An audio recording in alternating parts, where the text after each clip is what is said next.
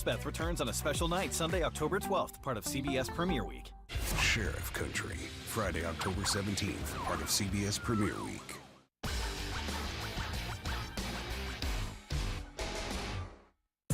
Breezy and cold conditions continue for your Thursday. We'll have mostly cloudy skies. We will see some sunshine in there, but those high temperatures struggling to see the 60s. Good evening, everyone. I'm Kevin Hodge. Tonight on your WZMQ 19 News, we have more on today's protests in Michigan, where construction workers were calling for more road funding. Plus, more details on the U.S. strike that took out a boat suspected of carrying drugs into the country. And lawmakers continue to call for the removal of RFK Jr. from his health secretary position. Your 19 News at 11 starts now. Live from the UP, this is WZMQ 19 News at 11.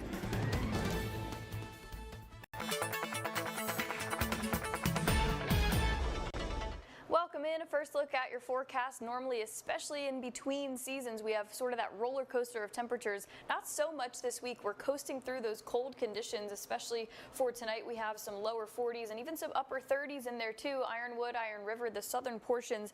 The Upper Peninsula, everyone's cloudy and everyone will be a bit breezy carrying into tomorrow. We will have that cloudy skies to start us off, and we'll get some rays of sunshine in there before the sun sets. Won't help with those temperatures all too much, but I'll let you know when we can expect some more seasonal conditions coming up in just a few minutes. Kelly, thank you.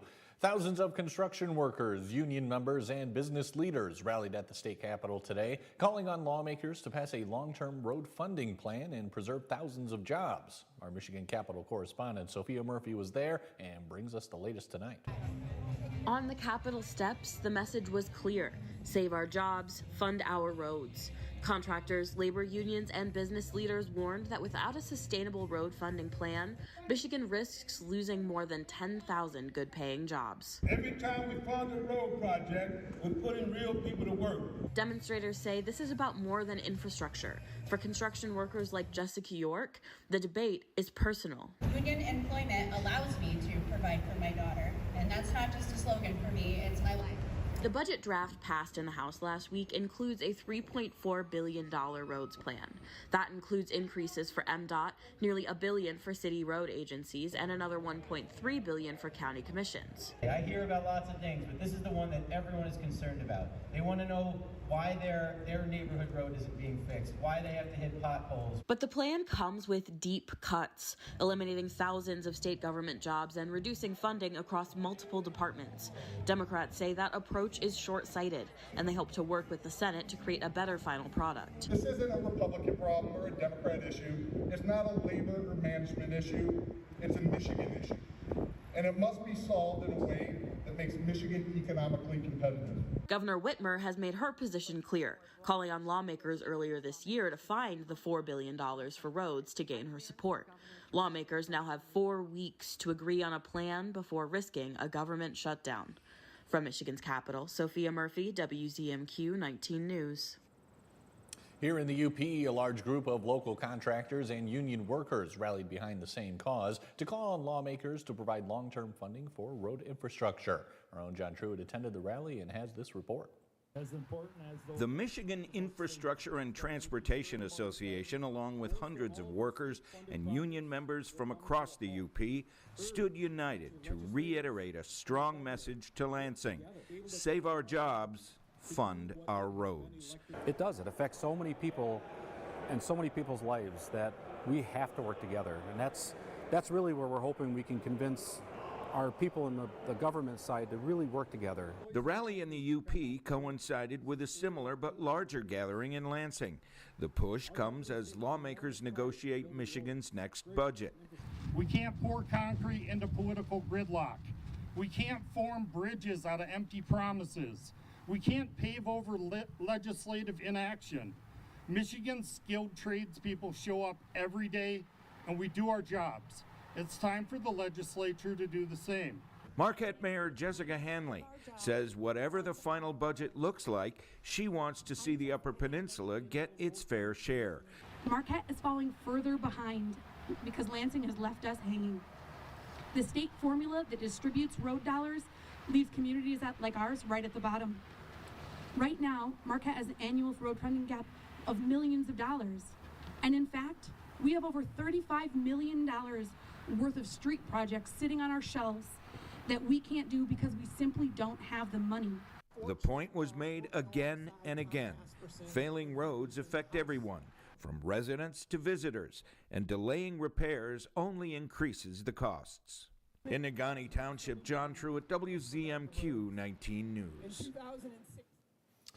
On Tuesday, the president says the U.S. carried out a strike in the Caribbean against an alleged drug-carrying boat from Venezuela. The president is using this as a warning to others trying to smuggle drugs into the United States. Our Washington, D.C. correspondent Rachel Knapp has more. In a social media post by President Donald Trump, it shows a boat traveling at sea and then a flash of light bursts over it.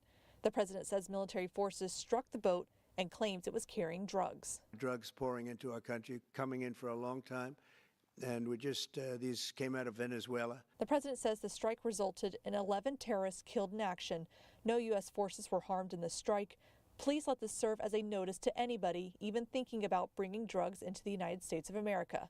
Beware. The president claims the boat was part of the Tren de Aragua terrorist organization. The strike comes at a time of heightened tensions with Venezuela. The administration accuses Venezuelan President Nicolas Maduro of leading a drug ring, even putting a $50 million bounty on his head. Other reporting states in recent weeks the U.S. sent warships off the Venezuelan coast in a show of force and to help deter drug trafficking. Drugs and the guns really create a problem in our communities. We don't manufacture any guns in St. Thomas, St. Croix, St. John.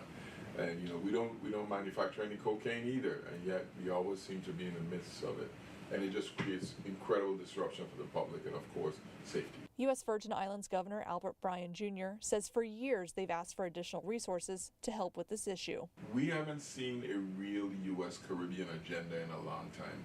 And here you have, while it is South America and Venezuela, you have the Trump administration taking notice of the Caribbean. If you can remember a couple of years back, there was a lot of concern about how much Chinese investment there was in Bahamas and Jamaica, and nobody was saying a word. Now we have an active warships and destroyers and deployment of people actually taking the war on drugs seriously and moving into the Caribbean. In Washington, Rachel Knapp, WZMQ 19 News. Health Secretary Robert F. Kennedy Jr. continues to come under fire in the wake of changes to COVID vaccine policies and upheaval at the CDC. This comes as Florida announced plans to become the first state in the nation to eliminate vaccine mandates. Torian Small has more. More than 1,000 current and former employees across the Department of Health and Human Services signed a letter on Wednesday calling for Health Secretary Robert F. Kennedy Jr. to resign, arguing his actions are compromising the health of the nation. This comes a week after the director of the CDC, Susan Menares, was fired by the Trump administration and after a number of CDC leaders resigned, in part because of recent changes to vaccine policies, including those involving the COVID vaccine, which the FDA now says should only be taken for Americans over 65 or those with underlying health conditions. Something is wrong when politics rules science and we're not able to have the best science, true gold standard, make sure that we're doing the right thing for the people that we serve. The letter comes as Florida announced plans to become the first state to eliminate childhood vaccine mandates. Who am I as a government or anyone else, or who am I as a man standing here now to tell you what you should put in your body? Wednesday's announcement puts Florida in alignment with Kennedy, who has long been a vaccine skeptic. Kennedy's vaccine skepticism is causing some states to take vaccine matters into their own hands. The Democratic governors of states like Oregon, Washington, and California are coming together to form a public health forum to preserve access to vaccines. Other states are considering taking similar action. Kennedy is scheduled to testify before the Senate Finance Committee on Thursday, where he's expected to address upheaval at the CDC, among other topics. Kelly Rowland has your first warning weather forecast after the break. Plus, more wildfires are popping up in California. And Marquette Police detail what to keep in mind with school buses back on the road. We'll be right back. 19 News is brought to you by Kirkish Furniture. Looking for a car that won't fall apart on the way home? Bam! Come to John Dotto where cars are clean, run great, and don't smell like french fries. Does your car need a tune-up? Bam! Service department. Do you want your car to sparkle? Bam! Detailing department. Need a quieter sister? Bam! Wait. For the best pre-owned cars, the best service, and the best detailing, come to John's Auto Marquette.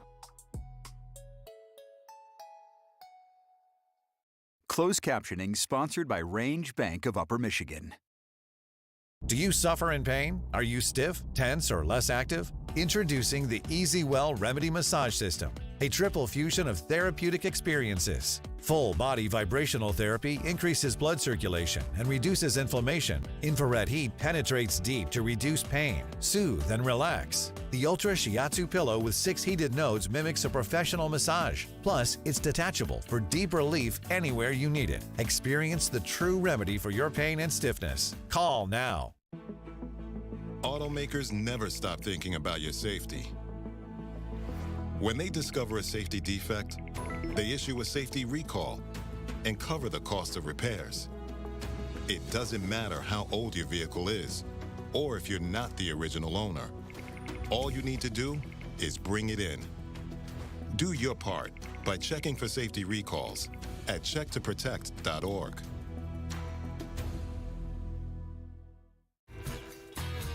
The Shortlist, a countdown show that's all sports.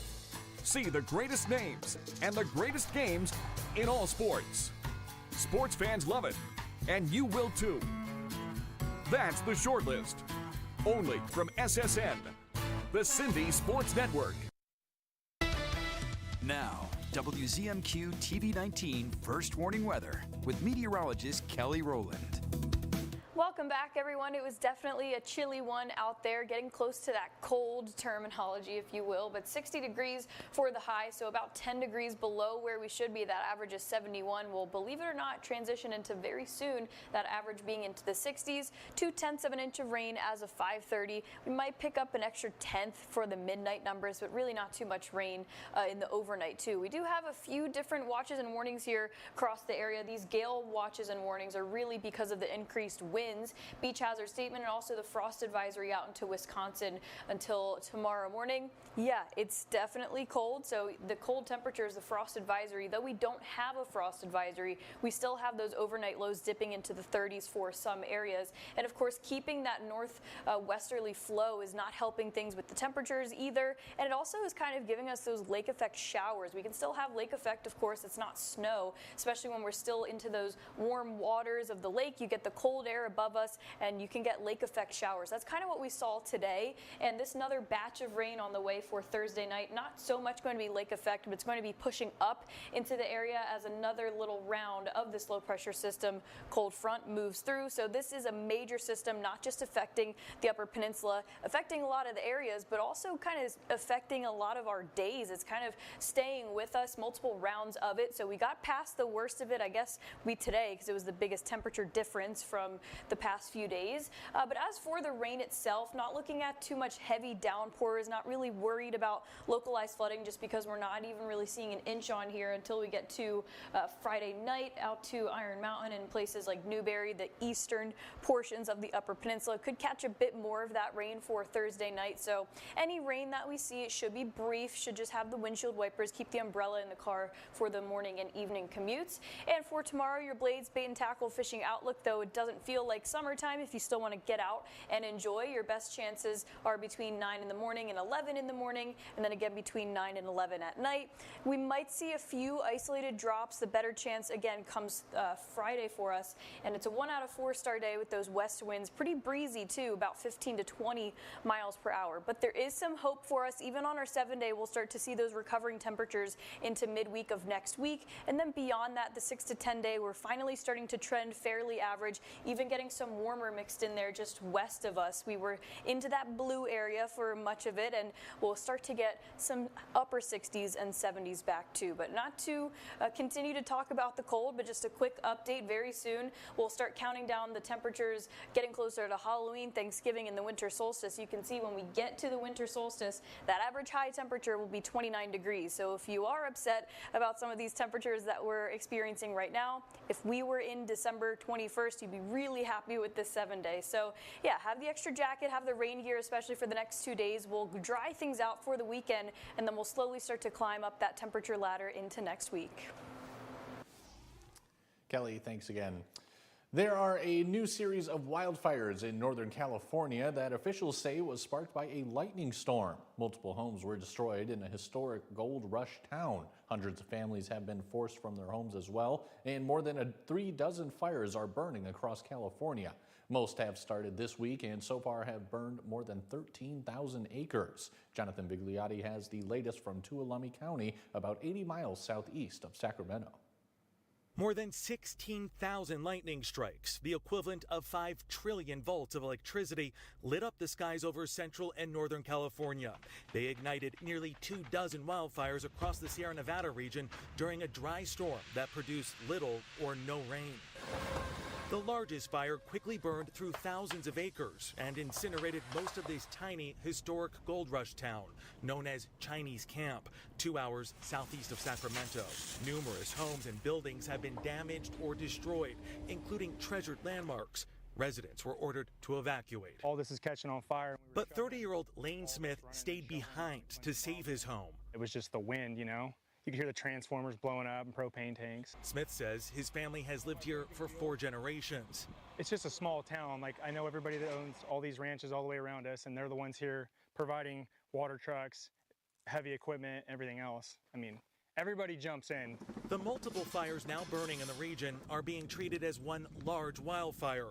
It's already scorched more than 13,000 acres in 2 counties. 600 firefighters are currently battling the inferno. Battalion Chief David Acuna tells us this wildfire has the potential to grow in the coming days. One of the unique things about lightning fires is when they strike trees and they destroy the tree, sometimes the heat will sit inside that damaged area for quite a while. The next week is going to be when they begin to emerge. And every bolt of lightning has the same power as a small bomb going off. That's an incredible amount of energy burning through tree roots. The other threat is the wind. It's going to pick back up overnight with the potential of kicking up more flames. While students across the UP return to school, sharing the roads with school buses brings important safety regulations. WZMQ's Andrew Hand spoke to the Marquette City Police about what drivers need to remember to keep themselves and students safe this year. With schools back in session, buses full of students are on the roads again. Law enforcement is reminding drivers to always stay mindful, especially in the early mornings and mid-afternoons. Watch for kids. You never know where they could dart out from. They're excited. They want to get to school and see their friends. So, first of all, please slow down. Under Michigan law, drivers must stop within at least 20 feet of a school bus once its lights are on. Passing a stopped bus is a citable offense, and even if an officer isn't around, bus drivers are trained to report these dangerous incidents. A citable offense is one thing, but the biggest thing that could happen, of course, is somebody could get hurt, and that's what we want to avoid. We do run programs along with the school on the school buses. Many of the school buses have cameras on them, and the drivers are also trained to watch for violations. They're really good at getting not just vehicle descriptions, but also possibly plates of vehicles when those violations happen. Marquette School Resource Officer Nathan King also mentions that along with buses, new drivers are always approaching the roads as well. I think it's important to know that we share the road with all different types of drivers, new drivers, people that have been driving for a long time. Everyone drives at a different skill level and what's comfortable for them. So mind who you're driving around with, take your time, and give people the space that they need to drive safely. With this information in mind, always driving with extra caution will keep the road safe for everyone. In Marquette, Andrew Hands, WZMQ 19 News. Still to come on your 19 News, monarch butterflies are arriving in the Stonington Peninsula as they begin their migration. We'll have more on that when we come back. There's Labor Day specials at Shunk's. In our clearance center, this Ashley sofa with a chase and the easy-to-clean fabric is just $6.69. How about this Ashley 2-cushion sofa? Comes in a choice of colors for just $3.99. Now here's comfort. This high-back sofa with the pillowed arms is just $4.79. There's dining room specials too. This 5-piece set with built-in storage and it comes in a choice of colors is just $7.99. Mattresses, queen-size innerspring mattress for just $1.99. Shop Shunk's today.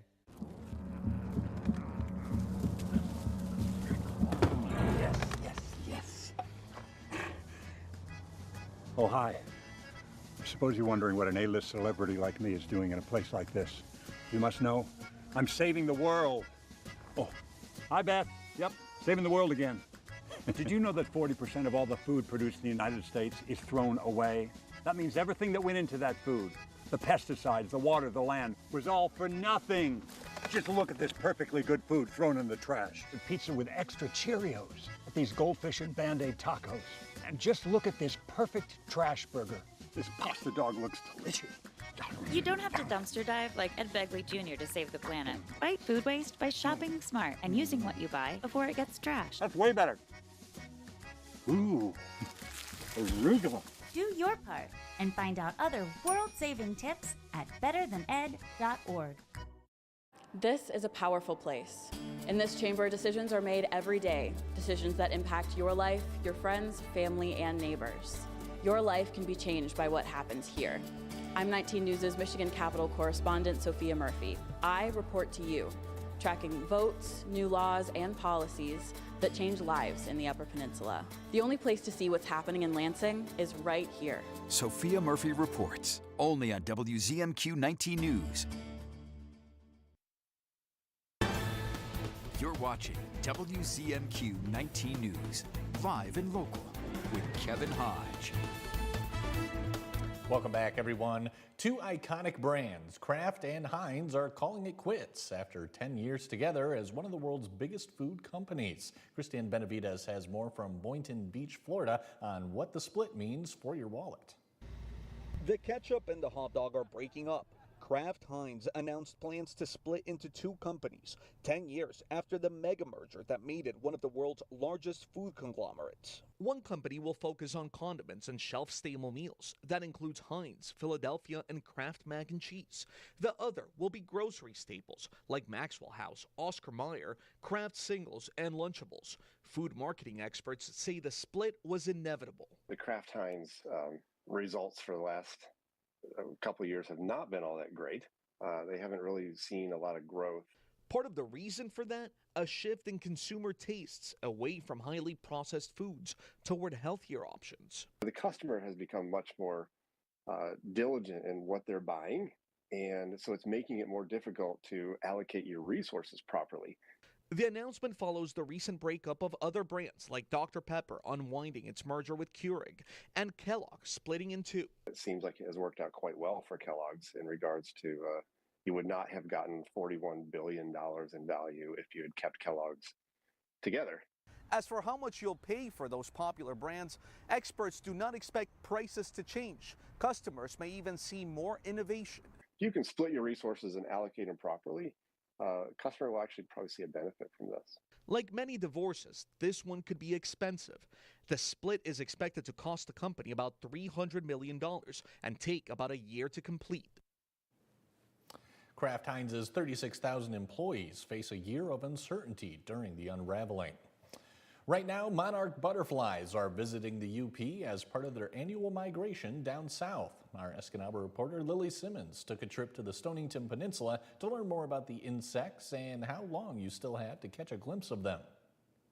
Every August, monarch butterflies in Canada begin their flight to Mexico, and many make a pit stop at the Stonington Peninsula. They get funneled in down the peninsula with the north winds. They will get to Door County from here. It's the shortest distance across the lake if they get funneled down here. This site provides a safe place to rest and refuel before they head out over the water. If it's sunny and warm, you can find them all over. They'll be hanging out in the bushes with their wings open, feeding on some of the wildflowers and native plants. In the evening, they'll start flocking to the trees, and then they close up and they will roost for the night. The Monarch Project has been studying and tracking the migration for decades. In that time, volunteers have noticed patterns and changes. Some years, thousands of monarchs visit the point, but last year, numbers were much lower. I want to say it was under 1,500, and the year before that was as well. This year, we may have already met that number. We had 200 to 250 every day since August 16th. As far as where they go, there's a lot of variables. There's talk about the Canadian wildfires. Winds and weather play a big part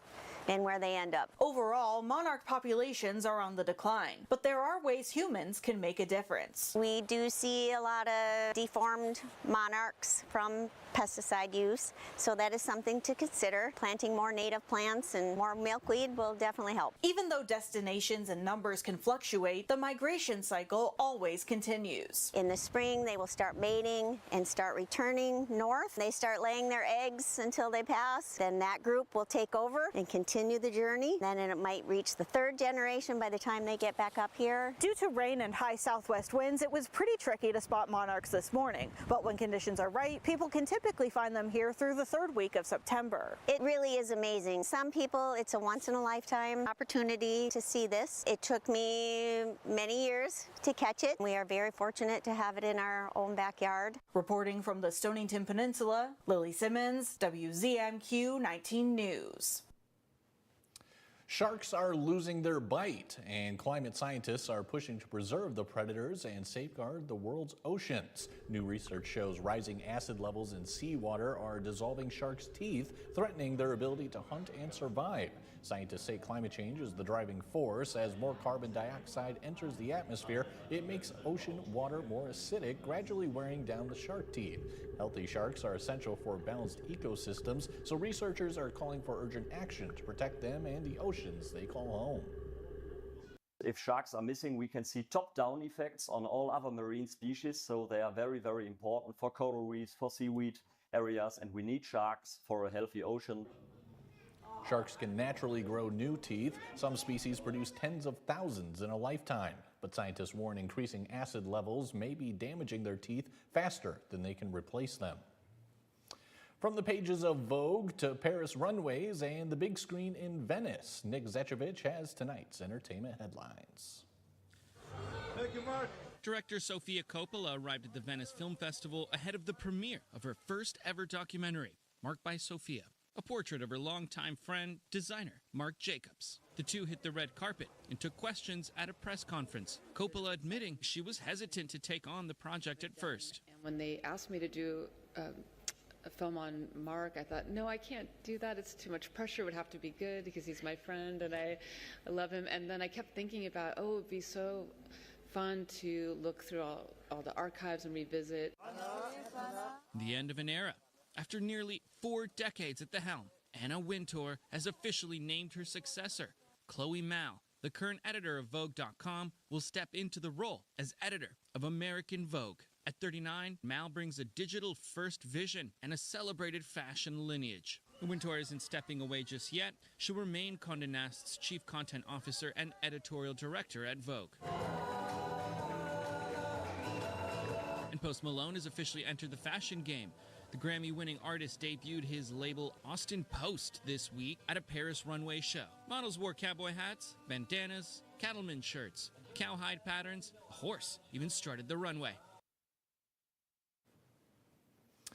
Now, don't go away. When we come back, Kelly Rowland's going to tell us what kind of temperatures we can look forward to tomorrow. Stay tuned.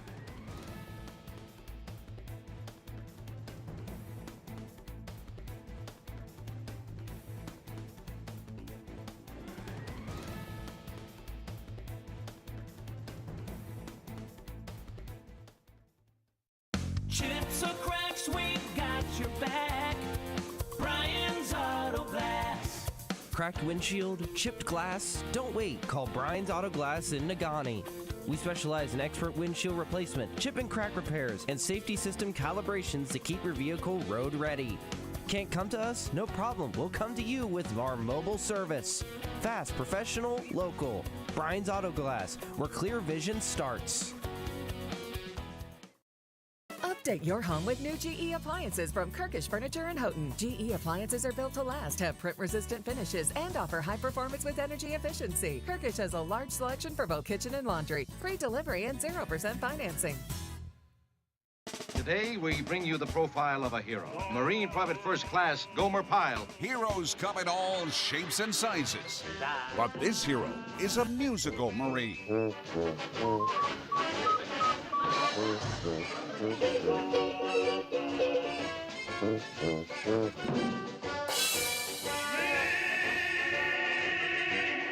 Gomer Pyle. Weeknights at 9:30 on MeTV 19.1. Pure Outdoor is the first program dedicated to increasingly popular outdoor and eco sports. Pure Outdoor. You have questions. Are your elected representatives in Washington working for you? Or do they stand on the issues and what's in it for you? Get the answers you need on WZMQ 19 News. I'm Rachel Knapp. And I'm Brendan Scanlon. Our job is reporting on Michigan's officials in Washington, covering and uncovering what they're doing, and then reporting directly to you. WZMQ 19's Washington Bureau works for you. And we deliver. Quality information straight from Capitol Hill. Only on WZMQ 19 News. Escanaba reporter Lily Simmons on WZMQ 19 News.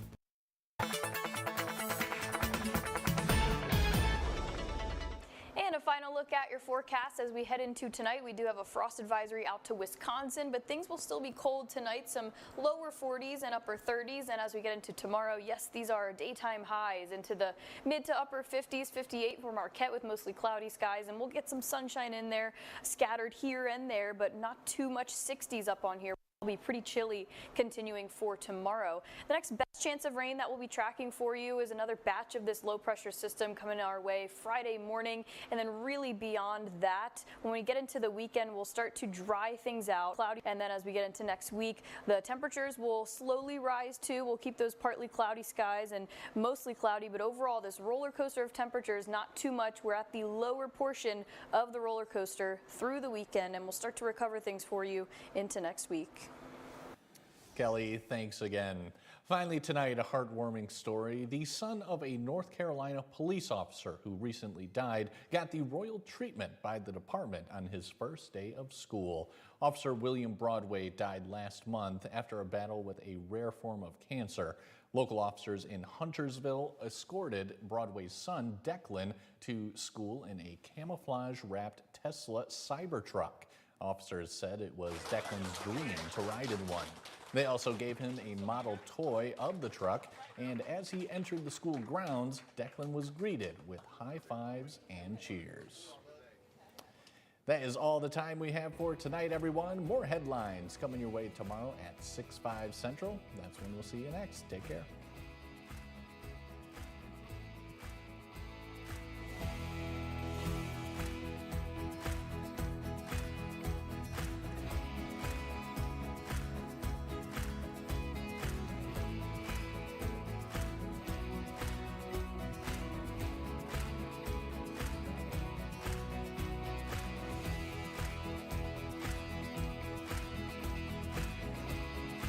Do you wonder if you can predict winning Michigan lottery numbers by knowing which numbers were drawn before?